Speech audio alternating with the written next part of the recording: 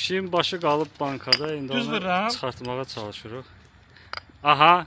Astaca. Ay sıçramaz qorxma. Uy bile. Bir şey heç olmadı. Yox, bir şey olmadı.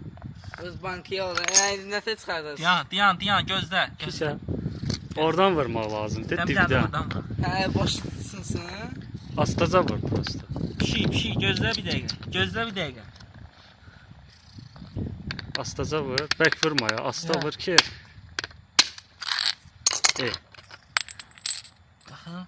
Baxın. Asta çıxart. Çıxmadı. Ya. Gözlə. Onu fırlatmaq lazım. Eləmə. Keçəcək başını gözlə. Uzan bir şey. Uzan. Deyəm belə tutun. Vur. Çıxdı. O başladı. Fabega, get keyf elə. Ala. Başladı ne var? Şey. Bu dəqiqə